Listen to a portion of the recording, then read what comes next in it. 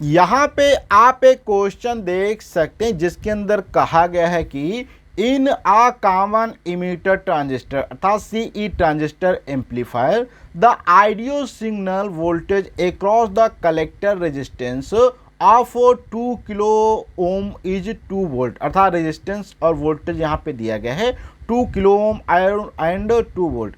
If the base resistance is 1 kilo ohm and the current amplification of the register is 100 दिया गया है तो the input signal voltage क्या होगा। बहुत ही अच्छा क्वेश्चन है। कॉमन इमीटर एक एम्पलीफायर यहाँ पे सर्किट दी गई है, उसके अंदर यहाँ पे कुछ इनपुट का रेजिस्टेंस वोल्टेज वगैरह दिया गया है। तो यहाँ पे आपको पूछना है कि द इनपुट सिग्नल, यहाँ पे जो इनपुट का ये सिग्नल दिया गया है ये कितने वोल्ट का होगा, ये यहाँ पे पूछा गया है। देखो यहाँ पे बात करते तो ऑप्शन फर्स्ट में 0.1 दिया है, 1.01 मिली वोल्ट या 10 मिली वोल्ट दिया गया है। इसी टाइप के यहाँ पे हम और भी टॉप 5 क्वेश्चन पे बात करने वाले हैं जो कि आपका चाहे टीजीटी का एग्जाम हो या पीजीटी का हो या एलटी ग्रेड का हो या कोई भी कंपटीशन का एग्जाम हो जहाँ पे भौतिक विज्ञान से संबंधित क्वेश्चन पूछे जाते हैं। तो बिना देर किए करते हैं आज का वीडियो स्टार्ट। देखते हैं सबसे पहले सर्किट किस टाइप की है। तो सर्किट में यहाँ पे देखो ट्रांजिस्टर है और यहाँ पे ये इसका कॉमन इमीटर। कॉमन इमीटर का मतलब सर्किट इस प्रकार से डिजाइन किया गया है जहाँ पे ये यहाँ पे इमीटर यूज किया इसलिए कॉमन इमीटर हो जाएगा। और यहाँ से आप देखेंगे ये इसका फिर कलेक्टर हो जाएगा और यहाँ पे ये क्या है इसका बेस है। ठीक, अब यहाँ पे ये बेस साइड इधर का हो जाएगा, ये बेस वाला हो गया है और ये यहाँ पे क्या हो जाएगा कलेक्टर है और ये यहाँ पे क्या है इमीटर हो जाएगा।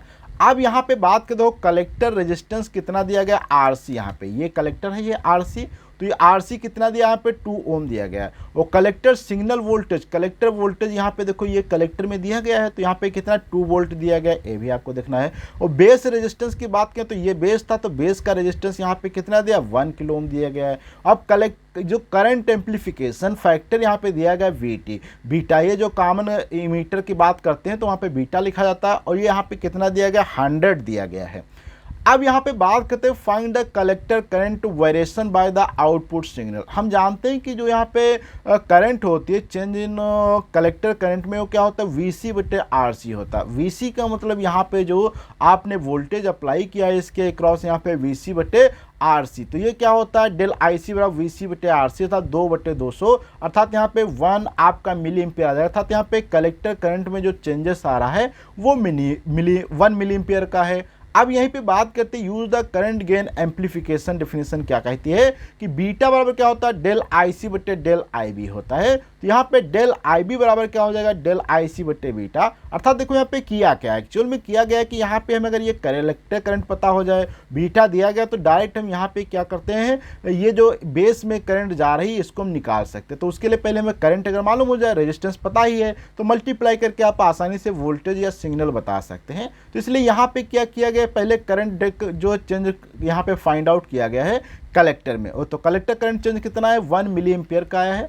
उसी में हम यहाँ पे क्या कर देते हैं ये जब पुट करते हैं द यूज करंट गेन तो यहाँ पे बीटा और डेल आईसी बटे आईबी, तो यहाँ पे हम क्या करते हैं आईबी बराबर निकाल लेंगे तो यहाँ पे रख देंगे आपको ये क्या है 0.1 मिली एम्पियर आपका यहाँ पे ये निकल आ जाएगा। ठीक, अब यहीं पे आप क्या करेंगे चाहे तो इसको मल्टीप्लाई करके भी लिख सकते हैं मीटर में तो 1 की पावर 6 मल्टीप्लाई करेंगे माइनस का।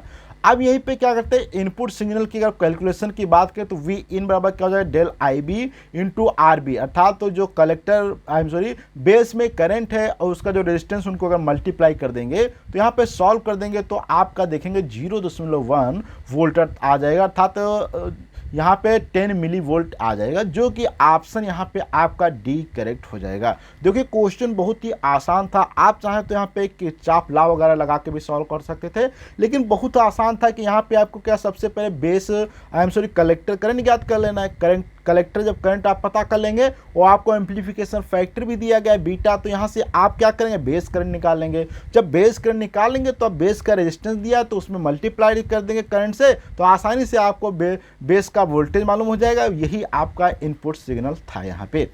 अब यहाँ पे हम बात करते हैं दूसरे नंबर के, यहाँ पे कुछ इंपॉर्टेंट फैक्ट है। पहले देखो इंपॉर्टेंट फैक्ट को आप चाहें तो अपने आप भी पढ़ सकते हैं तो मैं इसलिए इसको यहाँ पे छोड़ देता हूँ यहाँ पे अब हम बात करते हैं क्वेश्चन पे। देखो क्वेश्चन दिया गया the unit of the permittivity, क्या है, कोई permittivity of free space epsilon not is क्या होती है, यूनिट पूछा गया। बहुत ही अच्छा क्वेश्चन है, आपने क्लास 10th के अंदर बहुत सारे क्वेश्चन सॉल्व किए होंगे जहाँ पे आपको एप्सिलॉन नॉट दिखाई देता है। अभी हम बात करते हैं क्या होता है। तो यहाँ पे ये यूनिट के लिए आपको 4 ऑप्शन दिए गए, ये भी तो डिटेल से सॉल्यूशन की अगर बात किया जाए, देखो परमिटिविटी, तो सबसे पहले यहाँ पे अगर हम एक थोड़ा सा, अगर मान लो आपके पास यहाँ पे चार्ज एक दिया है, ये Q1 चार्ज दिया गया है, दूसरा सपोज करो यहाँ पे चार्ज दिया गया जो कि आपको चार्ज Q2 दिया गया है, तो इनके बीच में एक यहाँ पे बल कार्य करता है, और ये सपोज को डिस्टेंस r है, तो यहाँ पे बल जो कार्य करता है वो क्या होता है, ये फार्मूले के अकॉर्डिंग होता है, F बराबर 1/4 pi epsilon not Q1 Q2 बटे R स्क्वायर होता है। यहीं पे एप्सिलॉन नॉट क्या होता है, आपका परमिटिविटी आ जाता है फ्री स्पेस की, और यहाँ से एप्सिलॉन नॉट बराबर लिखेंगे तो क्या हो जाएगा, Q1 Q2 बटे 4 पाई F इंटू R स्क्वायर आ जाएगा। अब यहाँ से हम इसकी यूनिट निकालने की कोशिश करते हैं, और ये जो मैंने लिखा है ये कुलाम्स का नियम होता है जो कि आपने काफ़ी बार पढ़ा होगा, इसलिए मैं ज़्यादा डेप्थ में जाने की कोशिश नहीं कर रहा हूँ। अब यहाँ पे देखो राइटिंग द यूनिट, अगर राइटिंग जो कि अभी हमने यहाँ पे क्या निकाला था, एप्सिलॉन नॉट बराबर क्या था, आप देखेंगे तो यहाँ पे क्या था, Q1 Q2 बटे 4 पाई F इंटू R स्क्वायर, यही निकल के आया था। इसी को यहाँ पे सॉल्व करने की कोशिश करेंगे तो देखो चार्ज क्यों क्या है, यहाँ पे कुलाम इसकी इकाई होगी, F क्या न्यूटन हो जाएगा क्योंकि फोर्स है, और R डिस्टेंस से मीटर हो जाएगा, और यहाँ पे 4 पाई की अगर बात करें तो ये एक प्रकार से एक कांस्टेंट है, इसको यहाँ पे हम लोग नहीं लेने वाले हैं। अब इसको नहीं लेंगे तो क्या होगा, देखो करेक्ट SI यूनिट इज क्या होते हैं, कुलाम मीटर स्क्वायर पर न्यूटन मीटर स्क्वायर हो जाएगा, विच मैच द ऑप्शन डी, तो यहाँ पे आप रख देंगे तो आपका ऑप्शन डी मैच कर जाएगा, अर्थात आपका ऑप्शन डी वाला करेक्ट हो जाएगा। अब यहाँ पे कुछ इंपॉर्टेंट फैक्ट है, जैसे कि the SI unit of epsilon not also express as Faraday, तो यहाँ पे क्या हो जाएगा, फैराडे पर मीटर भी रिप्रेजेंट की जाती है। अगर आपको कभी कभी फैराडे पर मीटर कहीं दिख जाए तो भी क्या एप्सिलॉन नॉट की है। It is the fundamental constant in the electrostatic used to describe the ability of free space to permit electric field lines. और यहाँ पे बात करते हैं इसका अप्रॉक्सीमेटली मान कितना होता था, 8.85 इंटू 10 की पावर माइनस 12 जो होता है कुलाम स्क्वायर पर न्यूटन मीटर स्क्वायर होता है। Some time called the electric constant और वैक्यूम परमिटिविटी भी कहा जाता है। अब यहाँ पे बात करते हैं आज का जो हमारे यहाँ पे क्वेश्चन होने वाला 63 नंबर पे, जिसमें कहा गया है टू डिस्क, क्या है, two disc are rotating about their axis, अर्थात कोई दो यहाँ पे डिस्क दी गई हैं जो कि रोटेट करती हैं अबाउट अपने एक्सिस के लॉन्ग, क्या करते हैं, रोटेट करती हैं, तो रोटेट एक्सिस, तो normal to the disc and passing through the centre of the disc, अर्थात यहाँ पे कहा गया कि अपने क्या normal to the disc and passing through the centre of the disc D1 has the 2 kg mass and 0.2 metre क्या radius रखता है, एंड इनिशियल एंगुलर मोमेंटम इसका क्या है, 50 रेडियन पर सेकंड है। Disc 2 has the 4 kg mass 0.1 radius and initial angular velocity जो दी गई 200 रेडियन पर second. The two disc are brought in the contact face to face with their axis of rotation कौन सा है, the final angular velocity in of the क्या होगी। देखो सबसे अच्छा क्वेश्चन ये कह रहा है कि यहाँ पे दो डिस्क है अलग अलग, एक का मास कितना दिया, 2 kg दिया गया है, और दूसरे का मास यहाँ पे कितना दिया गया है, आप देखेंगे तो दूसरे का मास यहाँ पे आपको 4 kg दिया गया है, और रेडियस की बात करते हैं तो एक का यहाँ पे 0.2 जो है मीटर का रेडियस है, तो एक का 0.1 मीटर रेडियस है, और यहाँ पे इनकी एंगुलर वेलोसिटी की 50 है तो एक की 200 रेडियन पर सेकंड दी गई, तो ये अलग अलग है। लेकिन क्या क्या गया जब इन दोनों को आपस में मिला दिया गया, जैसे कि यहाँ पे मैं सिंपल से आपको एक एग्जांपल से दिखा देता हूँ। जैसे कि यहाँ पे आप देखेंगे ये हमारे पास सपोज को दो डिस्क हैं, ये डिस्क क्या अलग अलग है, एक का मास और सब चीज़ अलग अलग है। जब इन दोनों को क्या कर दिया आपस में ऐसे लाके ऐसे मिला दिया गया है, तो यहाँ पे पूछा गया फाइनल जब ये दोनों आपस में जुड़ जाएंगे तो इस समय यहाँ पे एंगुलर वेलोसिटी इसकी क्या होने वाली है, रेडियन में। तो देखो यहाँ पे समझते हैं कैसे इसको सॉल्व किया जाएगा। देखो यहाँ पे ये डिस्क बड़ी है जिसका 0.2 मीटर का रेडियस है, और इसका क्या 0.1 मीटर का रेडियस है। मास की बात करें तो छोटे वाले का यहाँ पे 4 kg है, बड़े वाले का यहाँ पे 2 kg है, और स्पीड की बात करें तो इसका ओमेगा जो है 30 दिया है, इसको 200 था। छोटी वाली डिस्क बहुत काफ़ी तेजी के साथ रोटेट कर रही है, इसका मास भी ज़्यादा है। बड़ी वाली डिस्क जो थोड़ा स्लो रोटेट कर रही है उसका मास भी यहाँ पे कम दिया गया है।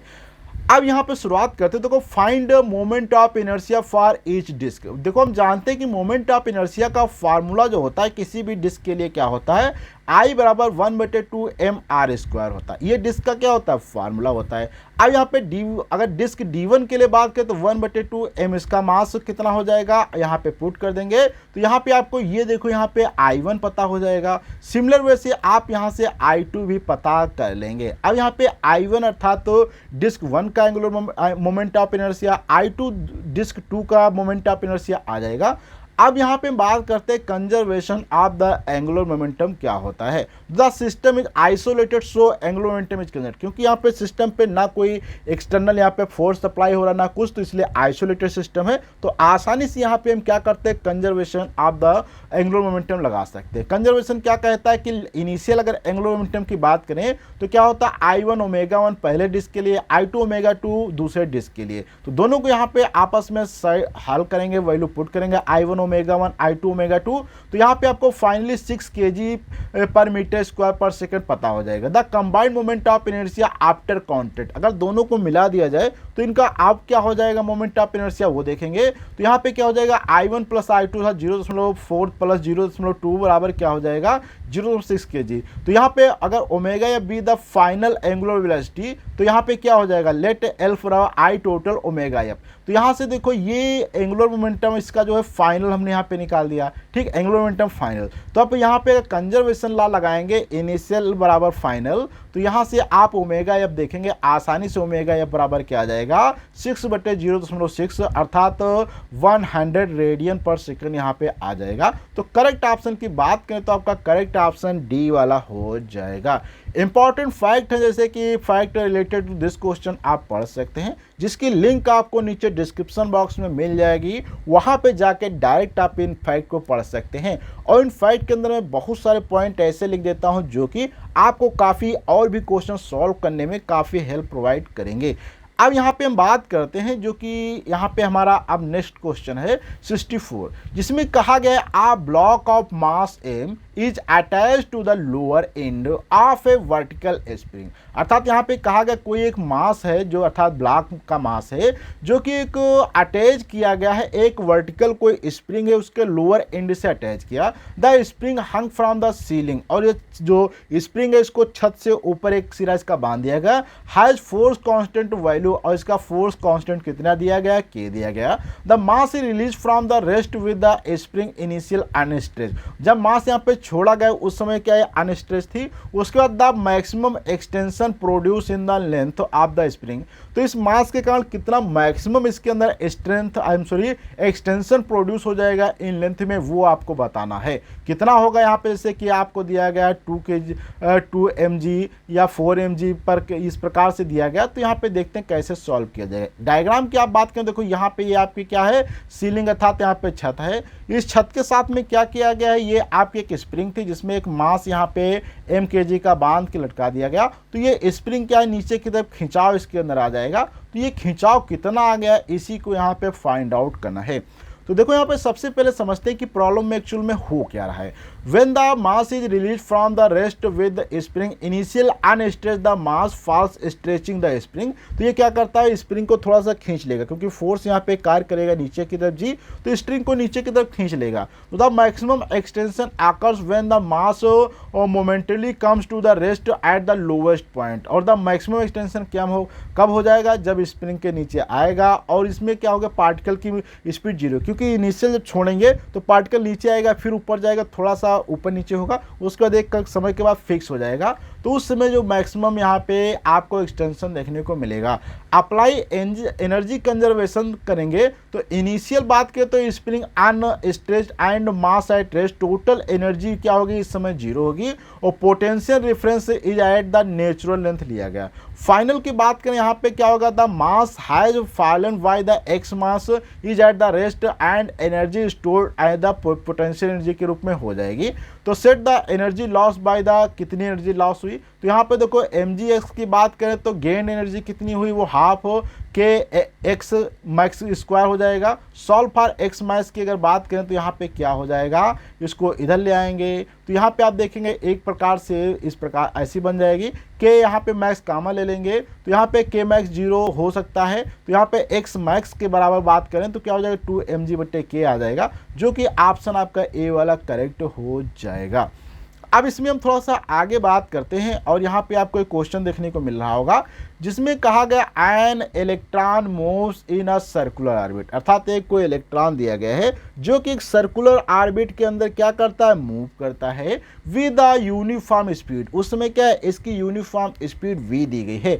इट प्रोड्यूसेस, क्या कहा गया, it produce magnetic field B at the centre of the circle, और ये सेंटर पे जो क्या करता है, एक मैग्नेटिक फील्ड को प्रोड्यूस करता है। The radius of the circle is proportional किसके होगी, बीवी बटे वीबी बटे या वी बटे बी, किसके प्रोपोर्शनल होगा, ये यहाँ पे पूछा गया।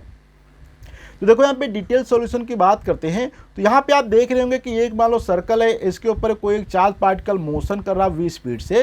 When an electron moves in a circular orbit the magnetic field at the centre of the orbit is given by क्या होता है, b बराबर म्यू नॉट बटे 4 पाई 2 पाई आई बटे आर होता है। ये मैग्नेटिक फील्ड दी गई है जब कोई एक चार्ज पार्टिकल मोशन करता है एक सर्कुलर पाथ के ऊपर। अब वेयर यहाँ पे बात करें आई क्या होता है, ev बटे 2 पाई आर होता है द इलेक्ट्रॉन मोशन से इक्विवेलेंट टू द करंट, क्योंकि इलेक्ट्रॉन जब मोशन करता है तो वहाँ पे एक करंट बन जाती है। तो ये इलेक्ट्रिक करंट क्या होती है, आई बराबर ev बटे 2 पाई आर होती है। तो यही से अगर आप बात करें यहाँ पे आई के जगह पे सब्स्टिट्यूट कर देंगे, सॉल्व कर लेंगे, तो यहाँ से आप क्या देखेंगे, b बराबर यहाँ पे आर स्क्वायर अर्थात v बटे आर स्क्वायर निकल के आ जाता है। क्या निकल के आएगा, तो यहाँ से देखेंगे b बराबर क्या होता है, यहाँ पे b बराबर देखेंगे तो यहाँ पे b बराबर है, ये आपका v है, v बटे क्या यहाँ पे आर स्क्वायर आता है। तो यहाँ से आर स्क्वायर बराबर अगर देखा जाए तो क्या हो जाएगा, आपका v बटे b हो जाएगा। तो यहाँ पे आप देखेंगे r बराबर क्या v बटे बी आ जाता है, जो कि ऑप्शन यहाँ पे आपका क्या सी वाला करेक्ट हो जाएगा। और यहाँ पे डिटेल से आप इस फैक्ट को भी पढ़ सकते हैं। तो आज का वीडियो आपको कैसा लगा, प्लीज़ आपको अपना फीडबैक कमेंट बॉक्स में देना है। अच्छा लगा हो तो लाइक करें, अपने दोस्तों को शेयर करें। अगले वीडियो मिलेंगे, जब तक के लिए धन्यवाद।